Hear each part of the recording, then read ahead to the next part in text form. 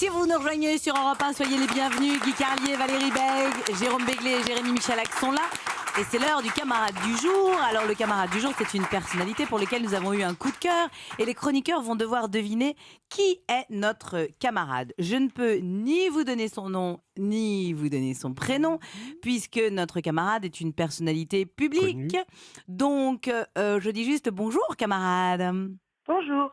Donc voilà, le camarade a compris qu'il ne fallait pas trop en dire pour ne pas qu'on reconnaisse sa voix. Vous êtes un homme ? Je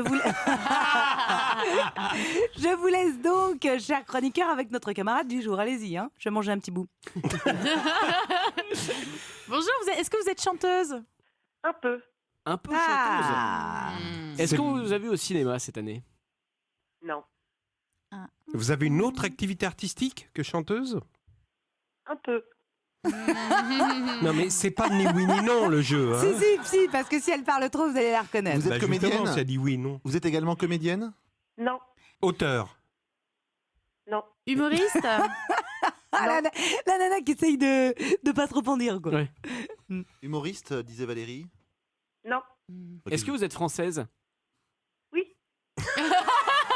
Qu'est-ce que vous avez posé comme question ? Si elle était française ? Ah oui, elle est française, oui. Une question envoyée par Marine Le Pen au standard d'Europe 1. Vérifier un truc. Oh non. Alors attendez, on vous voit à la télévision ou on vous entend à la radio ? Oui. Vous êtes animatrice télé ? Non. À mon avis, la semaine prochaine, on y est encore. Hein. Non, mais on vous entend à la radio parce qu'il y a une chanson que vous avez chantée, enregistrée, qui passe à la radio. Oui. Vous faites des pubs ? Non. Attendez, sur la chanson qu'on écoute en ce moment de vous, pas là dernièrement, voilà, parce que je vais les aider un peu parce qu'ils vont être perdus. Mais fut un temps, on l'a entendue comme chanteuse. Ah, aujourd'hui, elle est plutôt dans les médias. Voilà. Fut un temps. Putain, elle a progressé, hein, Noël.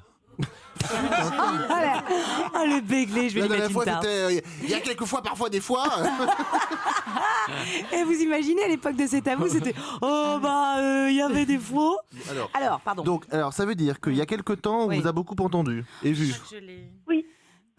Est-ce que vous travaillez chez Europe 1 ? Oui.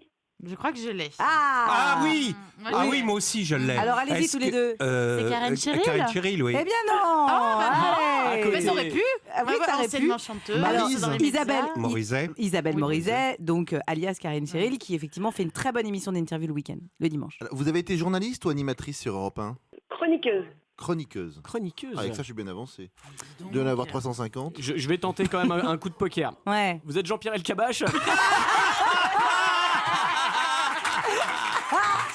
Le mec essaye de revenir par tous les moyens, tu sais. Jean-Pierre, on t'a grillé là. C'est pas la peine de prendre une voix de femme, Jean-Pierre. Alors, elle a été chanteuse. Elle est aujourd'hui dans les médias. Elle officie sur Europe 1 et elle est chroniqueuse. Vous avez été chanteuse, on va dire, dans les années 80 ? Non. Plus tard. Oui. Ah bon ? Dis donc. 90. Mais elle est chroniqueuse où ?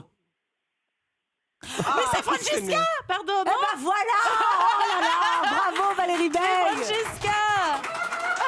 C'est Francesca Antoniotti, évidemment. Merci d'être avec nous. Et là, vous vous dites, mais pourquoi notre camarade du jour est une chroniqueuse de l'émission ? Ah bah oui, on se demande pourquoi. Eh ben, à votre avis ? Personne d'autre ne voulait venir. Et d'ailleurs, Tu t'occupes d'une bonne œuvre, Francesca. Ah, on n'est pas loin. Je m'en occupe pas toute seule, mais effectivement, je donne la réponse. Alors, vous pouvez donner la réponse, Francesca. Alors demain soir, il y a un énorme prime sur TF1 en direct du Zénith, qui est organisé par l'association Grégory Le Marchal. Présenté par Nikos Aliagas. Par Nikos Aliagas. Mhm. Il y aura aussi l'autre parrain de l'association, c'est évidemment Patrick Fiori. Il y aura plein d'artistes qui vont chanter en direct. Il y a Matt Pokora, il y a Marc Lavoine, il y a Louane.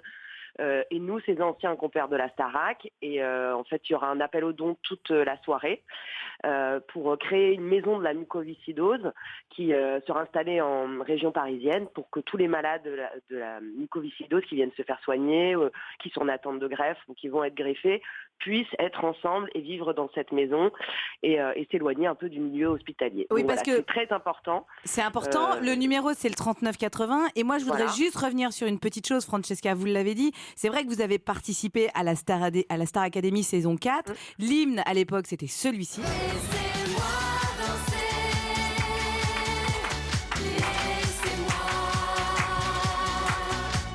Laissez-moi